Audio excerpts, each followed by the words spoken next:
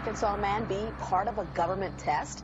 Well, that's the question at the heart of a phenomenon called chemtrails, now getting widespread attention. Well, they say the government is dumping chemicals on us to control or manipulate the weather. And they say the unusual-looking jet trails in the sky are actually chemical-laden chemtrails. People say the government is up there in airplanes spraying all kinds of chemicals to change or manipulate the weather, leaving what you see there, and they call that a chemtrail. So when I look up there and I think are contrails, you're telling me are chemtrails? Yes, that a contrail would be dissipated by now. And it's interesting, Dale and Christina, this is of interest not just in this country, but European countries and frankly all over the world. A lot of folks interested in it. Well, Dave, you mentioned that climatologists and others who study the atmosphere believe that they'd be able to surely spot any kind of signs of an ominous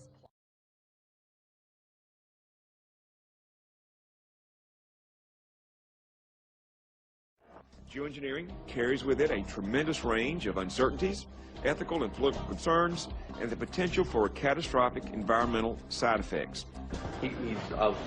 He's not one to do interviews very often, so not unless we usually really pressure him into it. Okay. So don't, all that is, don't hold your breath.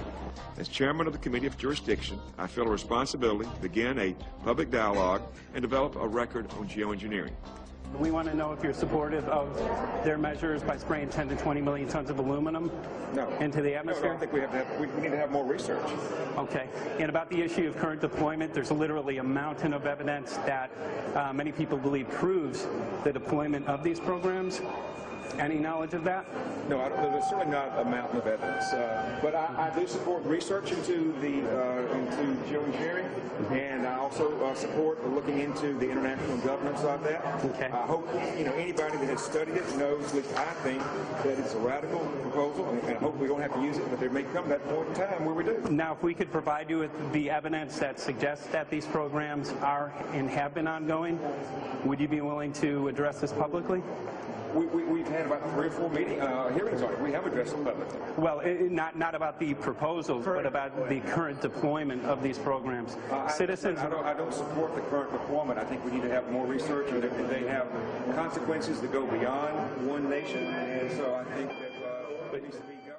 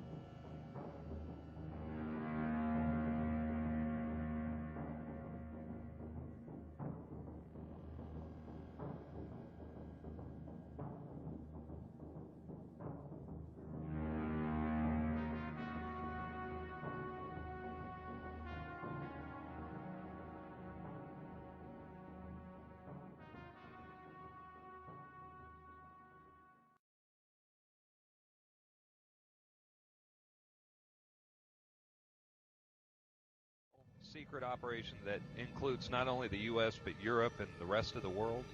Well, that's apparent because you can see the pictures from all over the world, and I get them constantly. Some areas are worse than others. The excuse for this is, number 1, weather modification, number 2, to save us from global warming, and number 3, to save us from the terrorists.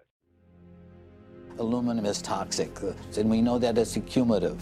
And we know that we're getting more. So we're absorbing it in the air, we're drinking it in our water, so we are accumulating more. So the thought of more aluminum being dispersed in our environment in the way that you mentioned is very frightening to us and very disturbing to us.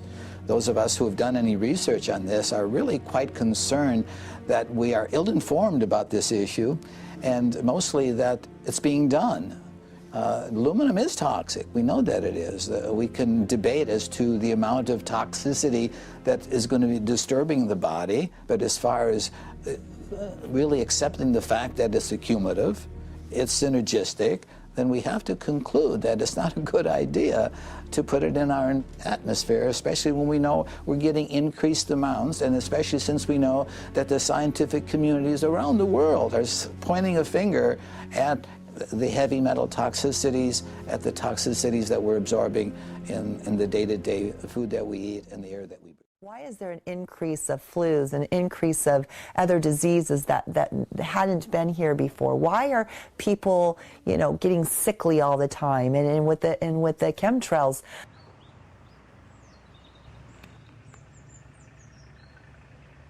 In the years that I have been a medical research journalist, I have looked at many, many things, and I found the same three issues in whatever I'm looking at. And that is that we are being dumbed down, we are being made sicker, and we are being made infertile. My name is Sofia Xenidis. I am 17 years old. It is quite scary to know that the air we breathe is not what it's supposed to be. That the food we eat and the water we drink contain traces of those substances which are sprayed out over all of us, as though we were being poisoned like insects. The feeling that this is causing me are feelings of deep anger and rage. I don't want to be poisoned, I don't want to be infected with cancer, and I'm just so angry that this global poisoning can be going on such a massive scale, and not enough is being done to stop this crime.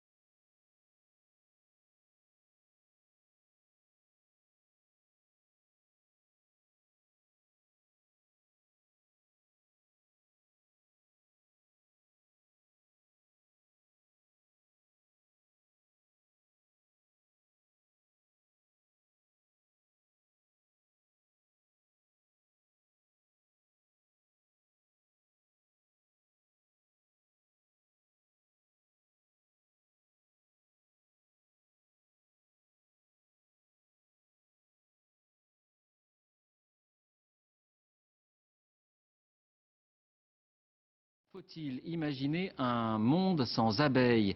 Les mois passent et le constat se confirme. En France, comme en Europe et sur tous les continents, elles disparaissent de manière inexpliquée et dans des proportions inquiétantes. Pourquoi s'en préoccuper? Eh bien notamment parce que la plupart des plantes à fleurs dépendent d'elles pour la pollinisation. Pour les apiculteurs, ce sont les pesticides qui sont en cause. On estime qu'un couple sur 7 est amené à consulter un médecin au moins une fois pour une infertilité supposée. Chaque année, ce sont près de 20 000 enfants qui naissent en France grâce à l'AMP, l'aide médicale à la procréation. Et les chiffres sont en constante augmentation.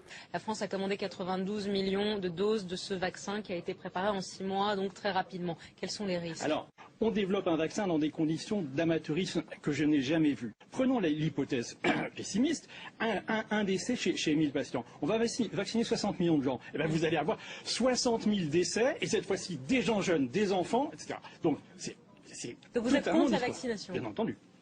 Sur le vaccin, j'ai tendance à être d'accord avec Marc Gigarard parce qu'on a été au Royaume-Uni récemment et on a découvert quand même que GlaxoSmithKline, pour accélérer le processus de fabrication du vaccin, avait exceptionnellement mis du mercure dans ces vaccins. C'est presque grave ce que vous dites, parce que là on est prêt à se faire tous vacciner et vous vous dites qu'il ne faut pas aller se faire vacciner, on est bien d'accord. Un vaccin qui est absolument développé à la va-vite dans des conditions qui mettent en danger la santé publique, qu'on revienne à l'obligation qu'ont les politiques actuellement de protéger les citoyens contre le désir de l'industrie pharmaceutique de faire de l'argent avec les vaccins. Il y a une loi du Code de la santé publique de 2007 qui fait obligation à tout professionnel de santé qui s'exprime sur les ondes de faire état de ses liens d'intérêt. Cette loi est bafouée tous les jours. Tous les gens qu'on voit dire la grippe c'est très grave et ça, on connaît bien leurs liens d'intérêt. Bon, il le dit, il le dit. Ce que vous êtes en train de nous dire, c'est qu'il y a des liens entre les laboratoires pharmaceutiques, bien entendu. Et que ça arrange les labos pharmaceutiques. Bien entendu. L'administration sanitaire nous donne l'exemple d'une violation quotidienne de la loi. Bionics explores the interplay between biology and design. As you can see, my legs are bionic. Today I will tell human stories of bionic integration, how electromechanics attached to the body and implanted inside the body are beginning to bridge the gap between disability and ability, between human limitation and human potential. Comme c'était une clinique très très en pointe, enfin tout de suite, moi je leur ai fait évidemment confiance. C'était pour moi c'était un peu inespéré. Enfin voilà quoi. La clinique à Chicago ne voulait absolument pas me donner le document visuel de mon bébé. Donc les seules images que j'ai pu prendre, c'est j'ai pris moi-même une vidéo de Lucie dans sa couveuse. Il y avait une sorte de liquide, on m'a expliqué que ça reproduisait en fait le liquide amniotique maternel. Elle était intubée, c'était comme une couveuse mais qui reproduit le ventre maternel. C'est vrai que j'aurais peut-être pu avoir quelques doutes. Elle était complètement dans un liquide amniotique, mais c'est vrai que j'ai été mis en confiance, on m'a expliqué vraiment à quoi ça allait servir, donc tout de suite j'ai été vraiment encadrée, aidée, donc je repars, et au bout d'une semaine, et quelques jours après, on m'appelle pour m'annoncer la nouvelle de la mort des Noirs. Voilà. C'est un matin, ils sont venus me voir en disant qu'il y avait eu un problème et que Lucie n'avait pas survécu. Moi, j'ai pris la décision en pensant que c'était ce qu'il y avait de mieux pour mon enfant. Donc aujourd'hui, il y a cette première chose, c'était que je ne connaissais pas les risques. J'ai pris une décision sans connaître les risques que l'enfant pouvait encourir, et il y en avait beaucoup. J'ai dû beaucoup insister en fait pour avoir un document de la part de la clinique. Le labo, il met du temps à me répondre. Et puis ils veulent... et puis finalement, j'ai droit à un document où on me dit avoir fait une fausse couche. Alors que bon, j'ai subi une césarienne. Donc je sais à ce moment-là qu'il y a quelque chose qui tourne pas rond. Enfin, pour moi, c'est clair. Donc, en revenant en France, je me suis rendu compte que ce que contenait le document ne correspondait pas du tout à ce qui s'était passé là-bas. C'est-à-dire que pour eux, j'avais fait une fausse couche. Ce qui est totalement faux. J'étais venue justement pour que Lucie puisse venir au monde, pour qu'elle puisse être une enfant comme une autre, un petit bébé voilà, bien portant. Et du jour au lendemain, ça n'allait plus et elle était morte. Enfin, c'était affreux. C'était affreux et personne ne voulait comprendre que je veuille reprendre Lucie. Et on a eu beau... on a demandé à tout le monde, enfin on a insisté. Et en fait, je n'ai pas pu... Je suis repartie sans Lucie. Mais ils m'ont menti sur ce qu'ils ont fait. Ils m'ont menti. Plus tard, j'ai vu des images d'animaux. Je crois que c'était une chèvre. Elle baignait exactement dans le même liquide que Lucie. C'était exactement le même procédé, en fait. Et en faisant mes recherches, je me suis rendu compte que cette chèvre, elle n'était pas viable.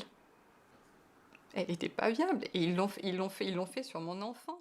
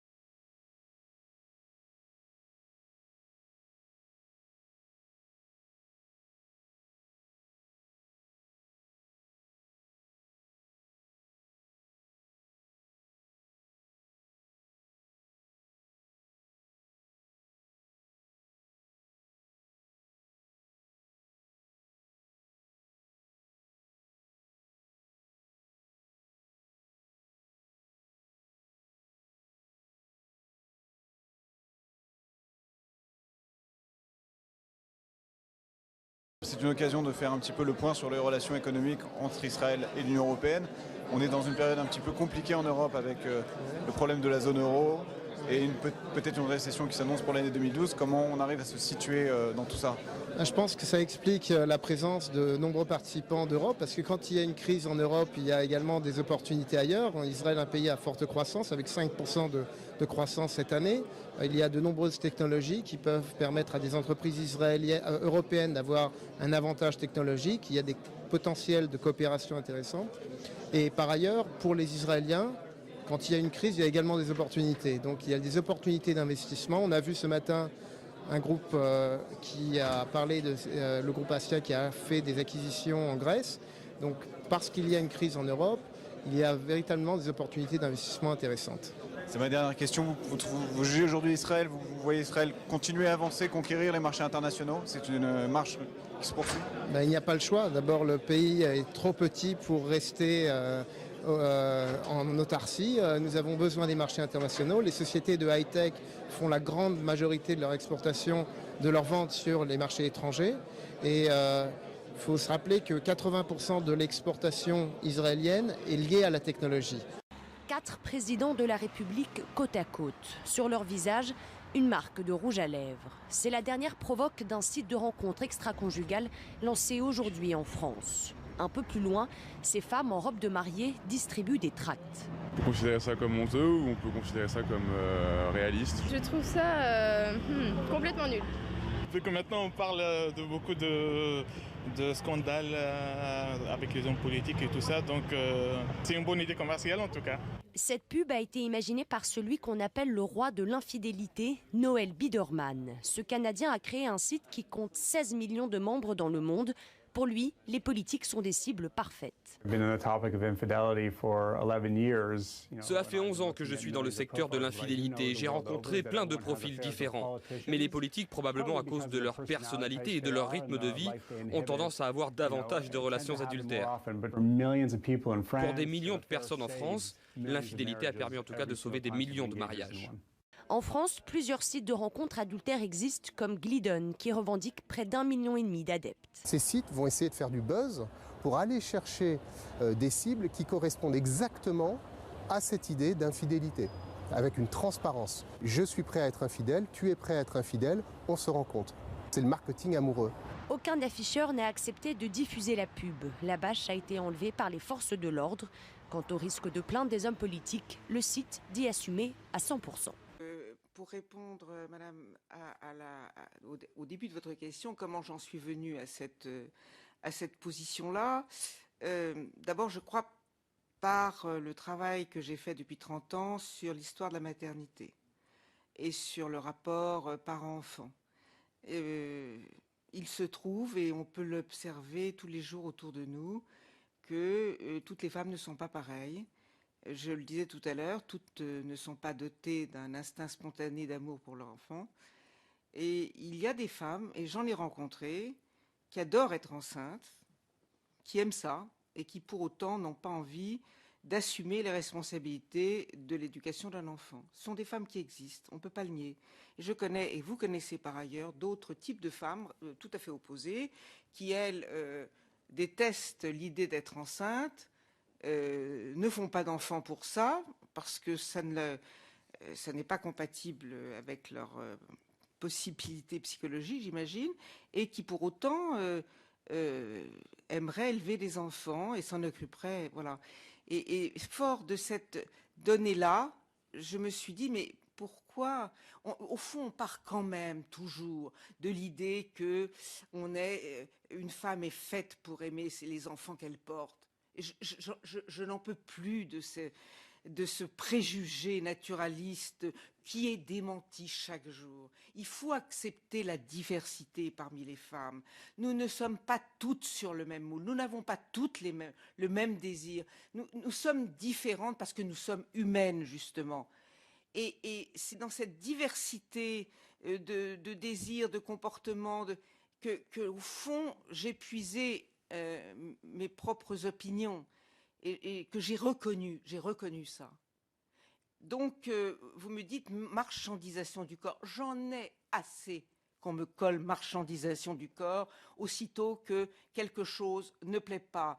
Je pense à la prostitution, qui est un autre sujet qui m'occupe, mais je pense aussi à cette idée de la GPA. Alors pourquoi moi je suis pour les raisons que vous avez commencé d'évoquer.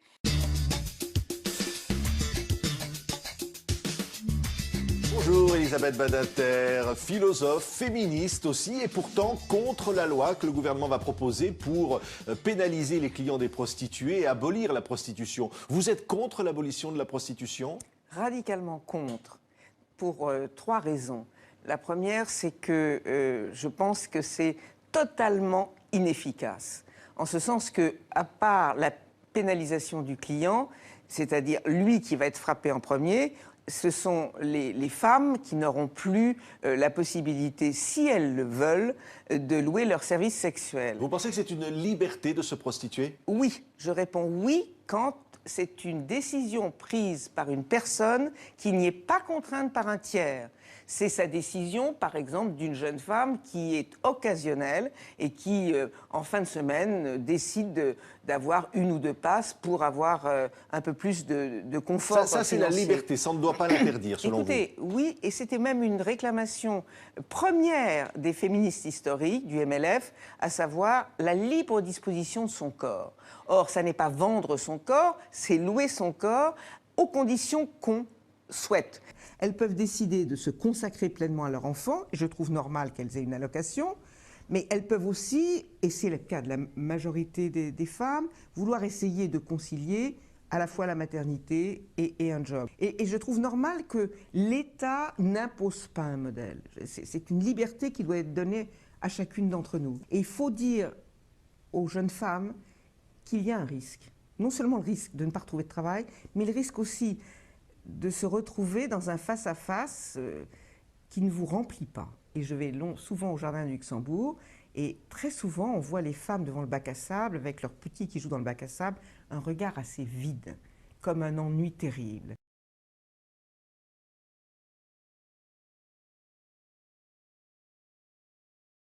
Bonsoir Gilles Bernheim. Bonsoir. Après l'Église catholique, après les protestants, après le Conseil du culte musulman, à votre tour, vous vous prononcez vous-même, en tant que grand rabbin de France, contre le mariage homosexuel. Est-ce qu'on a un front du refus de toutes les religions contre ce projet?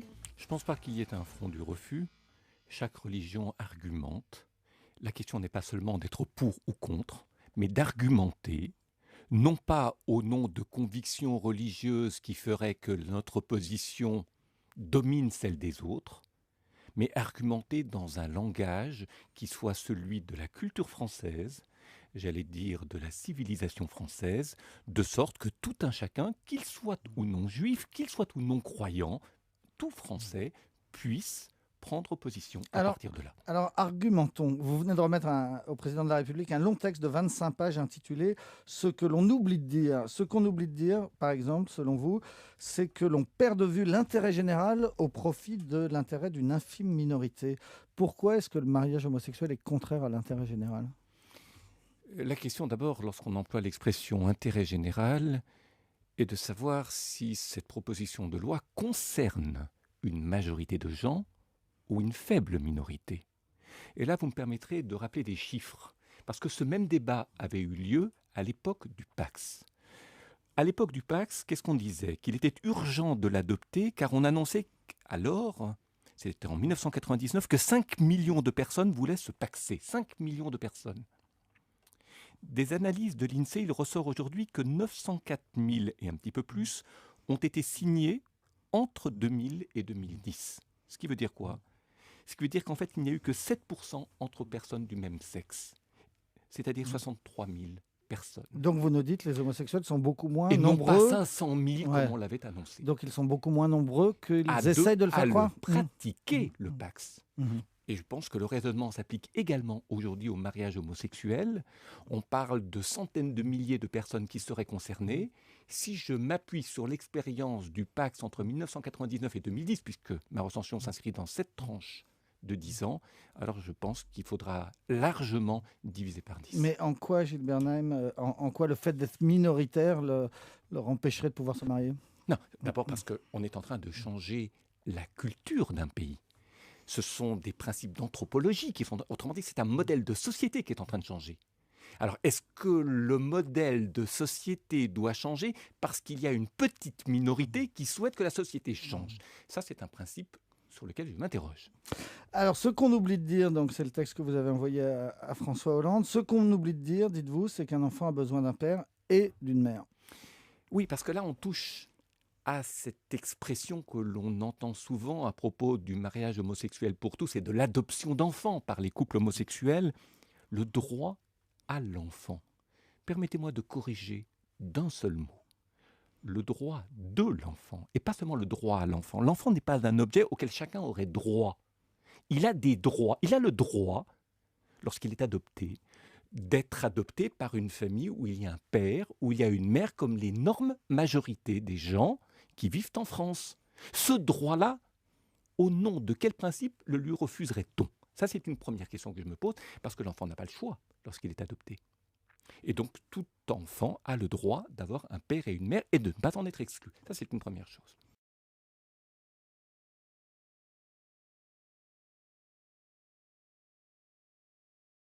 Sa réputation était trop entachée. Le grand rabbin de France a fini par démissionner ce jeudi. Gilles Bernheim avait de plus en plus de mal à se défendre ces derniers jours. Il a admis avoir commis plusieurs plagiats dans ses écrits et n'avoir jamais obtenu d'agrégation de philosophie.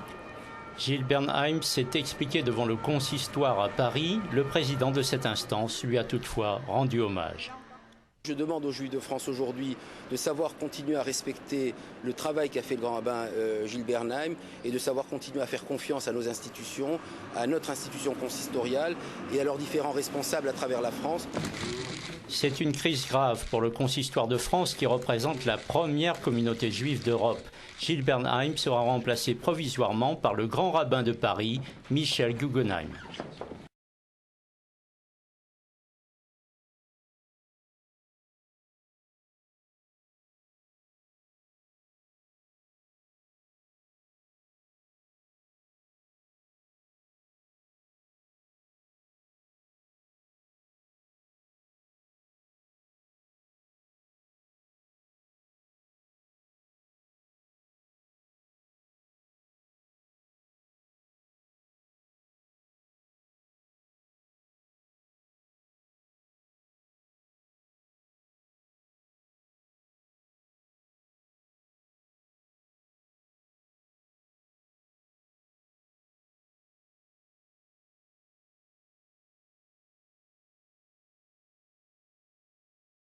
Je crois que la laïcité, c'est aussi ce qui protège l'enfant, c'est ce qui protège tous les enfants et garantit aux enfants les mêmes droits et l'accès aux mêmes valeurs. Les enfants n'appartiennent pas à leurs parents. Donc la République doit leur offrir la religion à la maison. À la maison, oui. Non, chaque enfant doit pouvoir accéder à des lieux qui lui permettront lui-même ensuite de faire son choix. Mais ne prenez pas Et c'est le cadre de l'école publique. C'est le cadre de l'école publique. Parmi les élèves, une invitée un peu particulière. À quelques semaines de l'examen du texte autorisant le mariage homosexuel, le gouvernement a pour mission de convaincre même les plus jeunes. Ça veut dire que finalement pourront se marier des gens qui s'aiment même s'ils sont de même sexe, ce qui n'était pas le cas jusqu'à présent. Ça va permettre plus d'épanouissement, plus de liberté, plus d'égalité dans la société. Il faut comprendre ça comme une avancée. Le poisson lune. Il m'a fait briller comme un soleil. Félix et Léon s'aiment. Deux poissons homosexuels, héros d'un conte poétique. Ce petit film d'animation a été conçu pour les élèves de CM2. Nous avons assisté à sa projection dans une classe de Morlaix, en présence du réalisateur. Et de quoi ça parle? Qu'est-ce qui est important dans l'histoire? Qu'est-ce que j'ai voulu dire à votre avis? Dans cette histoire, c'est deux garçons. Dans les contes de princesse, c'est une fille et un garçon qui s'aiment. C'est un film qui a été créé pour ceux qui aiment, par exemple, un gars et un gars et une fille. Donc c'est fait que pour ces personnes-là? Non, mais c'est pour... ça parle de l'homosexualité. C'est une histoire d'amour entre deux garçons. Ils ont 9 ou 10 ans et leur institutrice estime qu'ils ne sont pas trop jeunes. Ils ne sont pas encore rentrés dans l'adolescence. C'est un sujet qui ne les fait pas rire encore ou qui ne rend pas nerveux. Enfin voilà, ils sont plus spontanés en fait à cet âge-là. En annonçant la projection, elle s'est rendue compte que tous connaissaient le mot homosexualité et sa signification. Un seul élève a alors eu une réaction de rejet. Tous ont réfléchi. Si deux garçons s'aiment, c'est pas un défaut? D'accord. Bon, tu pensais que c'était un défaut au départ? Bah ouais, un peu, mais non, pas du tout. On peut aimer la personne qu'on veut. C'est vraiment une question d'éducation, la lutte contre l'homophobie, qui a des conséquences assez graves après au collège. Et c'est dès le primaire qu'il faut en parler.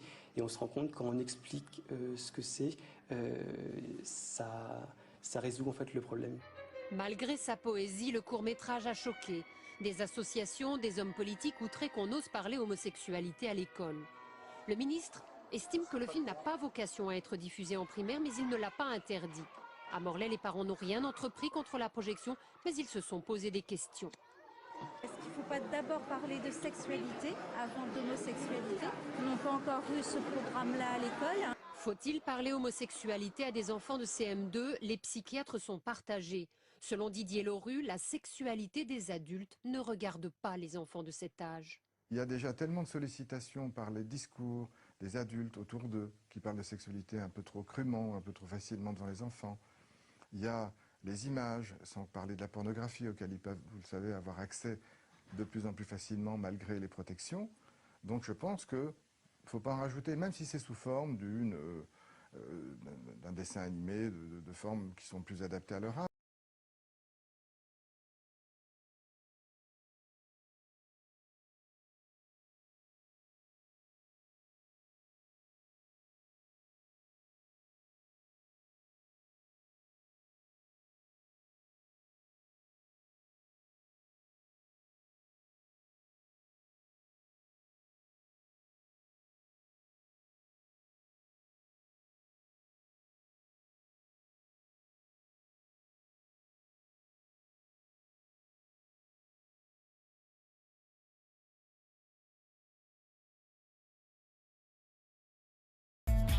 Ça faisait longtemps que j'avais entendu parler de l'expérimentation qui est conduite ici.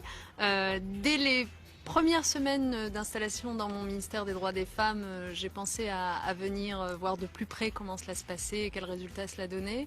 Pourquoi? Parce que ça rejoint une de mes réflexions absolument évidentes. C'est qu'aujourd'hui, si on veut faire l'égalité entre les femmes et les hommes, il faut agir sur les mentalités et dès le plus jeune âge. Parce que si vous vous retrouvez encore aujourd'hui avec de telles inégalités professionnelles, avec du sexisme, avec des violences faites aux femmes, c'est parce que dès le plus jeune âge, la société a assigné aux femmes et aux hommes des rôles très différents qui favorise malheureusement l'inégalité. Et donc ce que fait la crèche ici, c'est-à-dire apprendre dès l'âge de 2 ans, 3 ans aux enfants qu'on peut, même quand on est un garçon, laver les bébés, leur mettre les couches, on peut même quand on est une fille jouer aux soldats, à la guerre, et que le mieux finalement pour l'équilibre harmonieux des deux sexes, eh bien, c'est que chacun tire parti de toutes les qualités, toutes les potentialités possibles. Ça va vraiment dans le bon sens pour moi. Finalement, c'est aussi ça l'intérêt de la visite des 2 ministres, c'est peut-être de nous aider à développer ce projet, non seulement dans les crèches départementales. Alors en même temps, on ne peut pas dupliquer comme ça ce projet sans lever un certain nombre d'obstacles. Il y a des réticences, elles concernent parfois les parents, elles concernent parfois les professionnels, et donc il faut travailler, il faut parfois modifier, y compris même la formation des professionnels, et donc il y a aussi des aspects réglementaires sur lesquels les 2 ministres peuvent nous aider. It's a case that defies belief and goes against every principle of parenthood. An Australian man and his partner purchased a baby boy in Russia in 2005, presenting themselves as a devoted pair of gay fathers.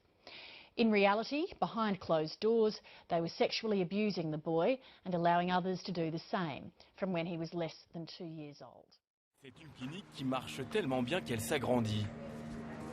Ça amuse les patients, mais pour le docteur Bakshi, c'est d'abord un moyen d'augmenter son chiffre d'affaires. Là, il y aura la salle de collecte du sperme. Le docteur Bakshi est l'une des spécialistes de la maternité de substitution. Elle propose à tous ses patients un catalogue de mères porteuses locales. Pendant 9 mois, ce sont des Indiennes qui auront dans leur ventre un enfant voulu par d'autres. Le recours à des mères porteuses est autorisé, c'est légal ici. Et puis les gens viennent pour le prix et la qualité du service qui est très bon. Je dirais même qu'il est supérieur à ce qui se fait ailleurs, aux États-Unis par exemple. Alors les gens se disent...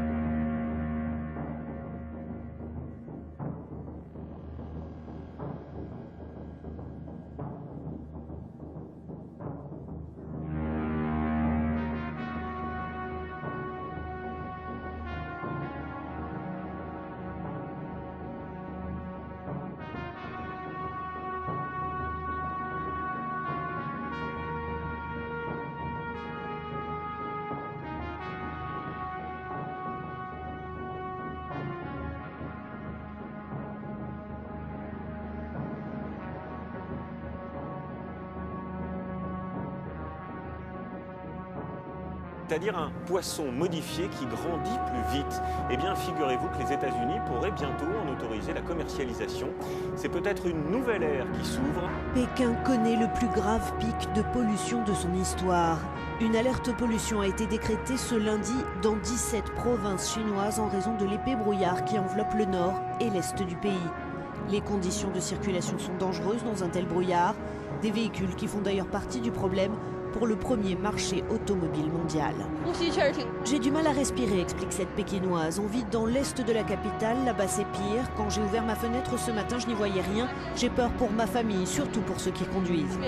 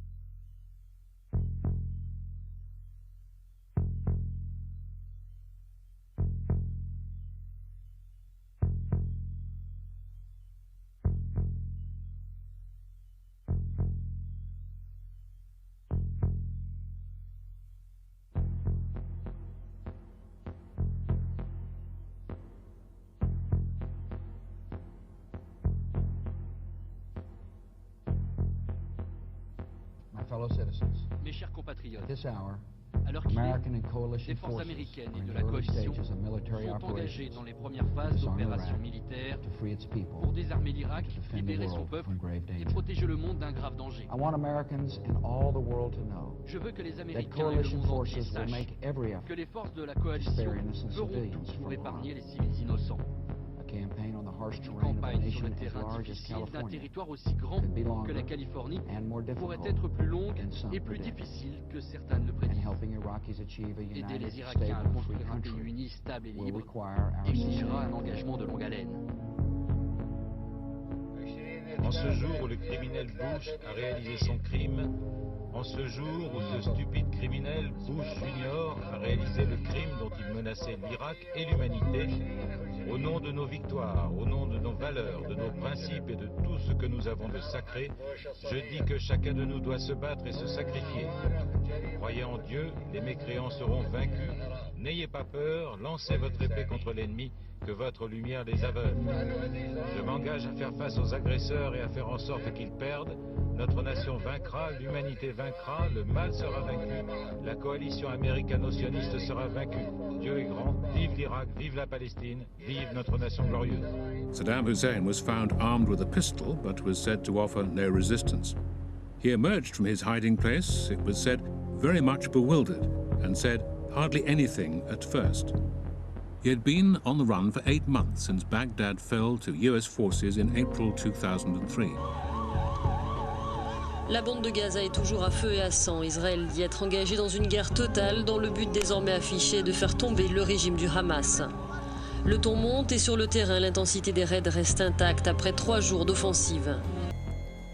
Le colonel Kadhafi a méprisé cet avertissement.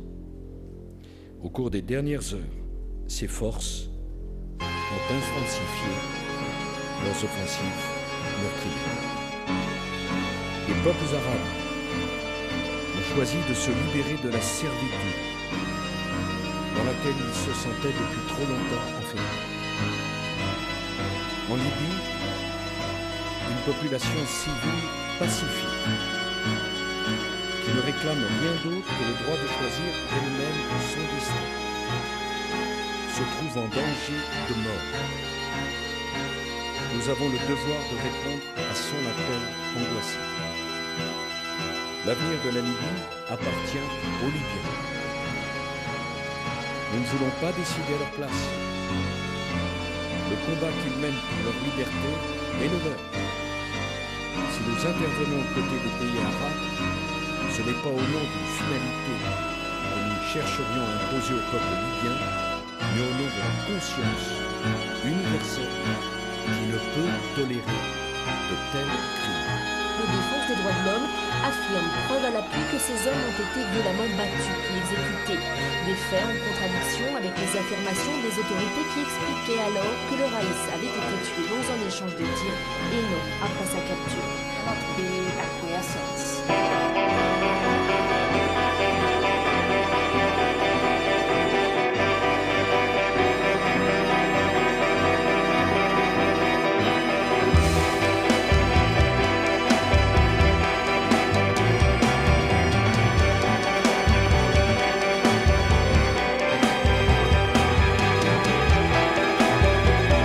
Je m'adresserai aux Français lorsque je disposerai de tous les éléments qui puissent fonder ma décision. Et j'exercerai ma responsabilité dans un seul intérêt, celui de la France. Je suis sorti, renforcé encore dans ma détermination. Et celles et ceux qui avaient des doutes sur les intentions de Bachar el-Assad ne peuvent plus maintenant en avoir. Il parle de liquider tous ceux qui ne sont pas d'accord avec lui. Aïe, aïe.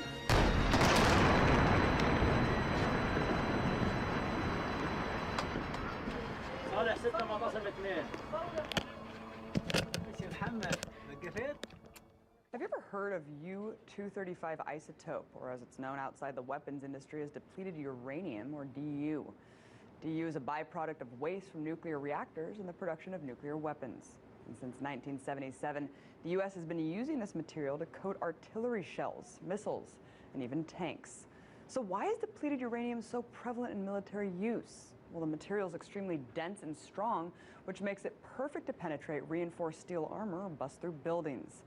And despite internationally undisputed health effects that have already led to 155 countries voting in favor of limiting its use, the U.S. still has a stockpile of it and has been using DU in conventional warfare for decades.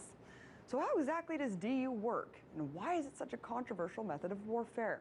Well, when a missile or artillery shell is coated in DU and shot at a target, it ignites, exploding into thousands of radioactive microparticles.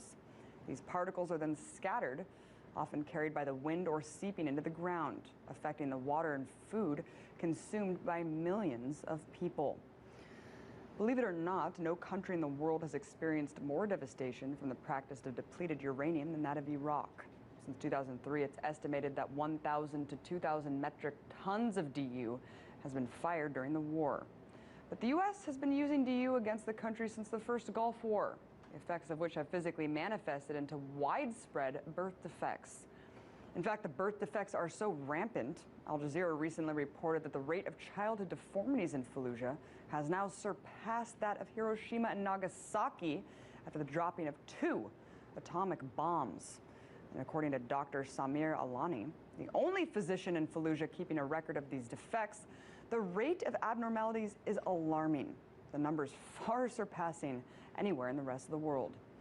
Some of the malformations being recorded in Fallujah include facial clefting, nervous system and skeletal disorders, immune system problems, and heart deficiencies. But these illnesses are not isolated to newborn babies. There are now growing reports of cancer, especially among children, believed to be caused by DU contamination. And that's not the only toxic material causing effects in the country. The military utilized mercury, lead, and even phosphorus bombs. Ironically, white phosphorus was the same chemical that Saddam Hussein used against the Kurds in '91, which of course the U.S. cited as part of its WMD arsenal and thus a justification for the Iraqi invasion. That, my friends, is what you call circular logic. And somehow, the U.S. does not define DU, lead, or mercury as hazardous. Well, despite the government denying the obvious, the evidence is undisputable. Multiple studies show the same correlation between contamination from munitions and the epidemic of congenital birth defects in southern Iraq. But the most disturbing part of all is that once it's used, the radioactivity never goes away. It will plague one generation after the next for millions of years. Look, unfortunately, there's nothing we can do to stop these devastating health effects from playing out, but I'll tell you what we can do. We can demand that this practice be banned and insist on holding those responsible accountable.